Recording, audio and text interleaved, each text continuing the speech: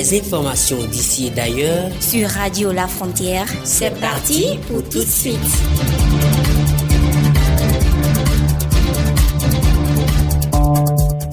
Radio La Frontière, le journal.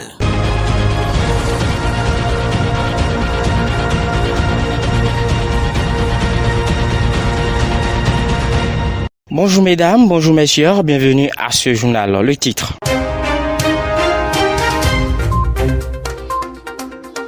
Au Bénin, les partis politiques participant aux élections communales et municipales du 17 mai 2020 sont invités ce jour au siège de l'institution en charge des élections.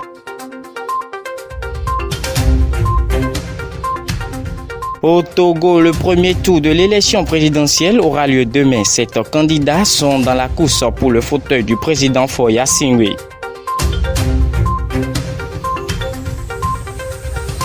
Finalement, au Tchad, les élections législatives auront lieu le 30 décembre prochain. Toute la classe politique juge bon cette date.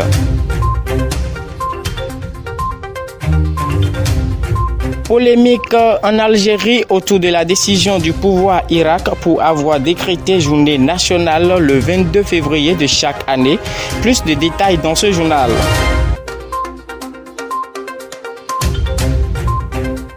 Bonjour Alessandra Ditreno. Roger Godonou, bonjour. Alessandra Ditreno, vous allez m'accompagner tout au long de ce journal.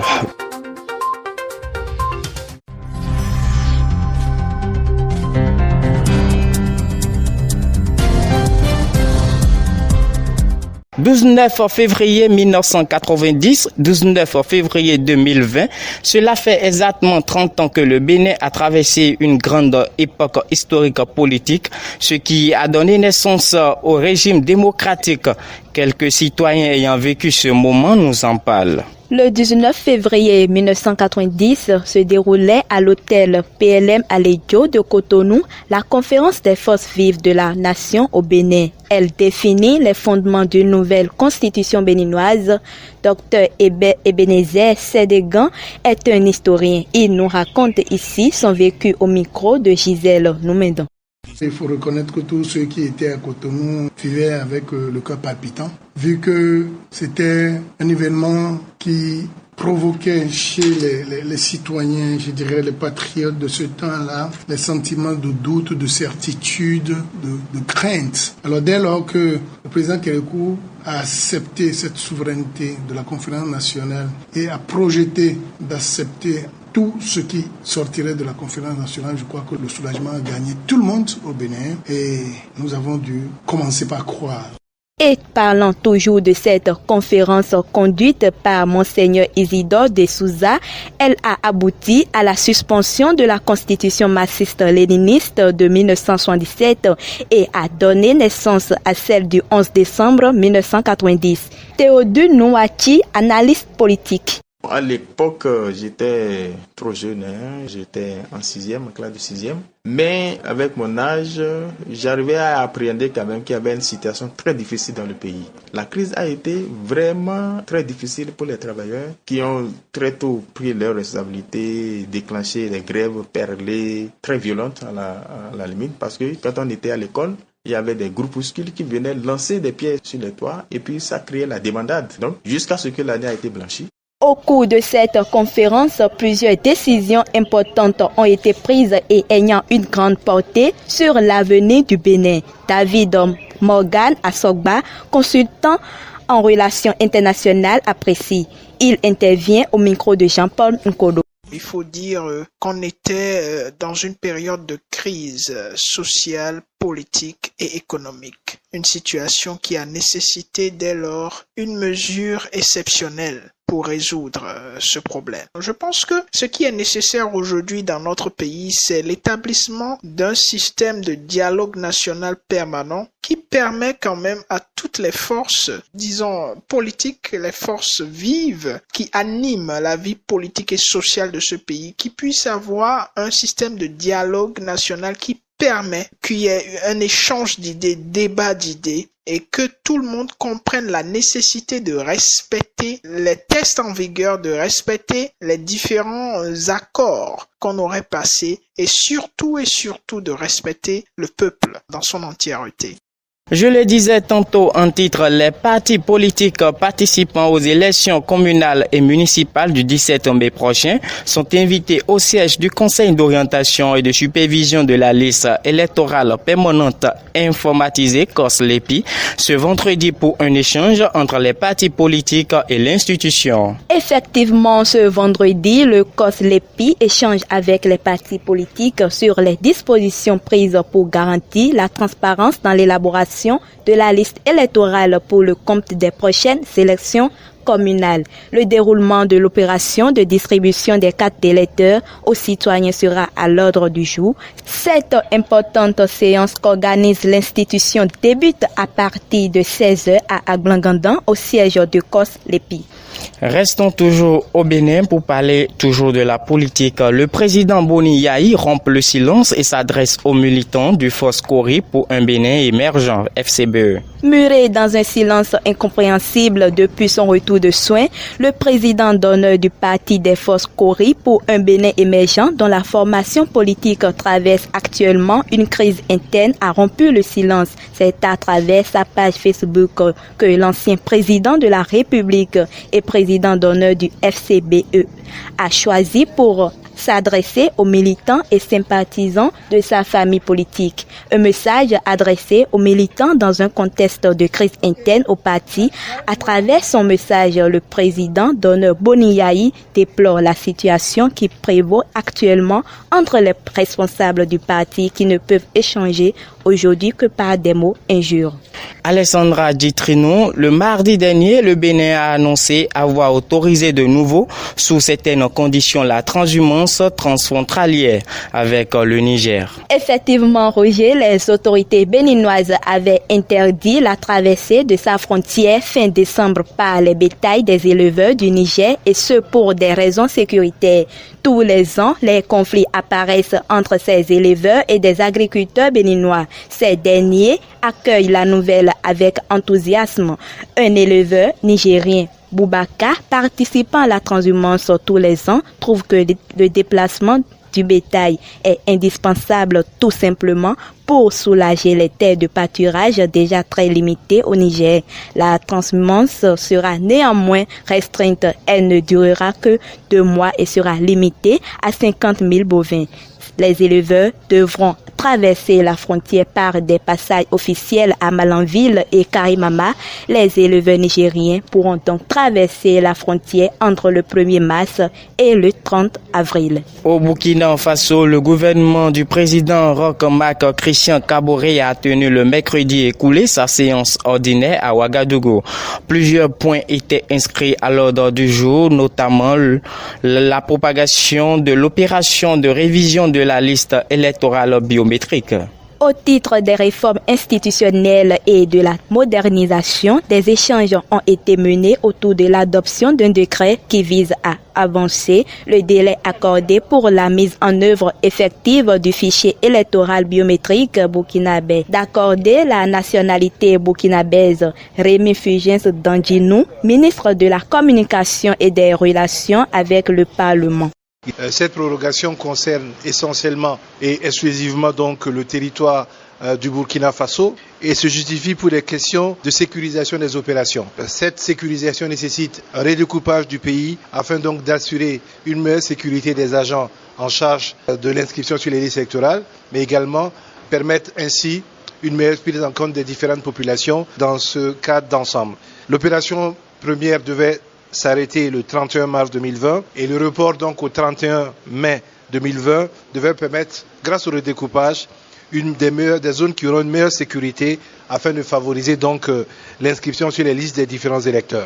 Le Conseil, au titre du ministère de l'Économie et des Finances, a mené des réflexions autour de la création du régime d'assurance CAMA. Cette adoption va permettre de renforcer les capacités opérationnelles des forces armées nationales. Nous avons, au titre du ministère de l'Économie, des Finances et du Développement, adopté un décret portant création de la Caisse d'assurance maladie des armées. La création de la CAMA est sous-entendu donc par les dispositions de l'article 1 de la loi numéro 060/2015 CNT portant régime d'assurance maladie universelle au Burkina Faso et également son article 38. Le décret donc permet la création de la CAMA qui va ainsi compléter le dispositif du régime d'assurance maladie universelle et renforcer, en prenant en charge cette question spécifiquement au niveau de l'armée, les capacités opérationnelles de nos forces de défense, en améliorant la santé du personnel militaire et de leurs familles. Le gouvernement a apporté des modifications autour de la sécurisation des espaces scolaires et a garanti la quiétude au bon déroulement des activités scolaires. Ces modifications permettent de prendre en compte des questions qui sont de plus en plus récurrentes dans la question du domaine scolaire. C'est la question de l'alcool, c'est la question du tabac et c'est la question des stupéfiants en milieu scolaire. Il y a donc des précisions qui sont apportées, notamment sur la distance de proximité d'un rayon de 400 mètres à partir des limites du domaine où peuvent s'installer des activités donc, qui peuvent être des nuisances à l'activité scolaire. Il y a également l'obligation qui est faite aux maires de faire cesser les violations constatées dans un délai de 15 jours par la voie administrative et la possibilité offerte ensuite aux responsables des structures qui connaissent donc ces violations-là de faire engager l'action judiciaire dans un délai de 1 mois si la mairie ne fait pas respecter les textes. À l'instant, le point du rendez-vous hebdomadaire du gouvernement Faso, rapporté par notre correspondant Jean-Paul Nkodo. La campagne électorale au Togo s'est achevée ce jeudi soir avec les derniers meetings. Le premier tour de l'élection présidentielle aura lieu ce samedi 22 février.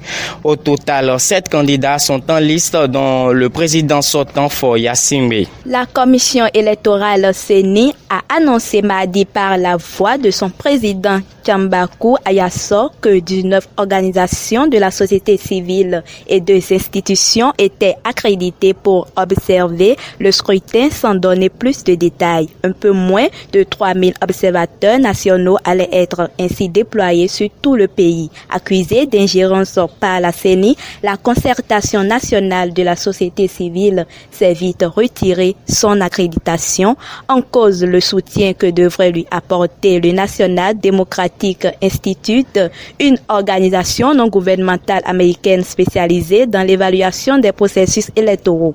À côté des 18 organisations de la société civile, 2 institutions internationales observeront également le vote. Il s'agit donc de l'Union africaine qui aura 79 observateurs et la CEDEAO 45. Quant aux différentes missions accréditées dans le pays, elles déploieront au total une centaine de personnes sur le terrain. Il faut donc rappeler que ces élections présidentielles, nous avons 9000 bureaux de vote dans tout le pays. Les électeurs seront appelés aux urnes le 30 décembre prochain pour élire leurs députés au Tchad. Initialement prévu en 2015, le scrutin a été repoussé à plusieurs reprises. Cette fois, la date est jugée réaliste par l'Assemblée de la classe politique. Il aura fallu 8 projets de calendrier avant qu'une date ne soit validée. Alors cette fois, la CENI a mis les bouchées doubles pour tenir les délais. 2 facteurs vont être déterminants, confie l'un de ses membres. D'abord, éviter le retard de l'opérateur technique car c'est bien lui qui va enclencher le processus distribuant des kits d'enroulement. Un contrat d'environ 15 milliards de francs CFA a bien été signé depuis février avec une société hollandaise, mais elle attend toujours une avance de 30% pour démarrer ses activités. En Algérie, le président Abdelmadjid Tebboune décrète le 22 février, journée nationale, jour du début en Algérie de la contestation contre le pouvoir dénommé Irak. Le président a annoncé dans un communiqué cité par la télévision d'État que, je cite, Monsieur Tebboune a décrété le 22 février de chaque année journée nationale de la fraternité et de la cohésion entre le peuple et son armée. Fin de citation. Le décret présidentiel, selon le communiqué, stipule que la journée du 22 février immortalisera le sursaut historique du peuple et sera donc célébré dans l'ensemble du territoire national à travers des manifestations et des activités à même de renforcer les liens de fraternité et de cohésion nationale. Le 22 février 2019, des millions d'Algériens sont descendus dans les rues des grandes villes pour exprimer leur rejet d'un 5e mandat de l'ex-président Abdelaziz Bouteflika. Kassi Tamzaout est le dirigeant dirigeant du Comité national de libération des détenus, organisation phare des manifestations du vendredi qui dénombre le nombre de personnes arrêtées pendant les mobilisations. Pour lui, par cette décision, le président tente de récupérer une date qui appartient aux Algériens alors que ces derniers ne veulent pas d'une armée impliquée dans la politique. Merci Alessandra Ditrinon pour m'avoir accompagné dans ce journal. Merci Roger Godon. Auditeurs et auditrices de Radio La Frontière, c'est la fin de ce bulletin hebdomadaire dont la réalisation et la mise en ligne sont assurées par Emmanuel Atchogede et Roland Abiola Bokosa. Devant ce micro, Roger Godon, je vous remercie.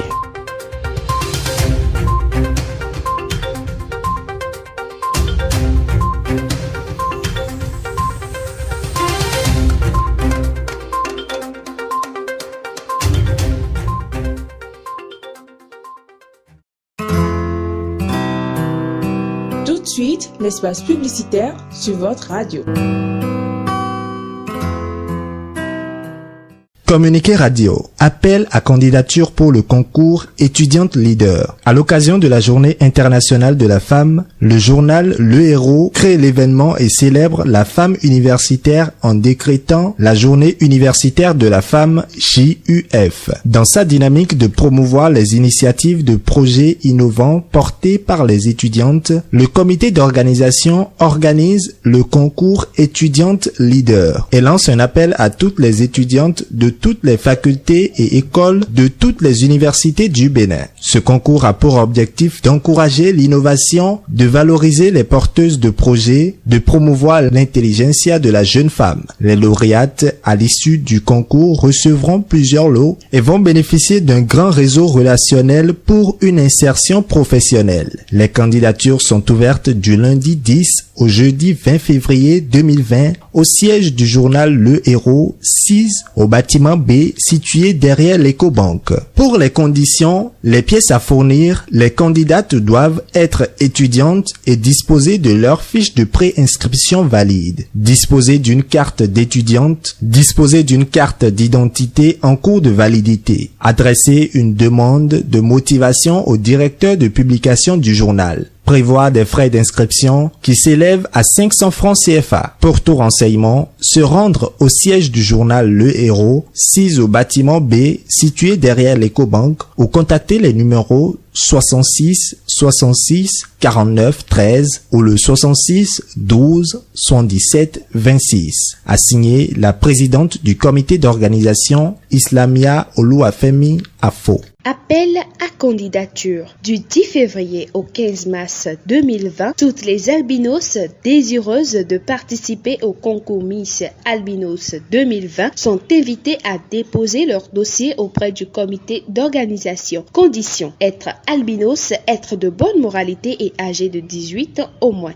avoir une taille de 1,65 m au moins. Pièces à fournir: un certificat de nationalité, une pièce d'identité validée, une photo complète, une fiche d'inscription à retirer auprès du comité. Lot à gagner: moto, ordinateur, smartphone, écran plasma, bon d'achat et plein d'autres surprises. Communiqué radio diffusé et télévisé. Le ministre de la décentralisation et de la gouvernance locale communique. Dans le but de permettre la participation de tous les citoyens désireux de prendre part aux prochaines élections communales et municipales de mai 2020, il est demandé à tous les maires de communes sur toute l'étendue du territoire national de faire délivrer sans délai et sans frais les certificats de résidence à tous les candidats qui en exprimeraient le besoin. Il leur est par ailleurs demandé d'assurer dans les mêmes conditions la légalisation de tout autre acte tenant lieu de pièces constitutives de dossiers de candidature et ce jusqu'au 1er mai 2020. Les préfets de département sont instruits à l'effet de veiller à l'exécution diligente et sans faille des présentes mesures du gouvernement. A signé Alassane Seydou, ministre de la décentralisation et de la gouvernance locale.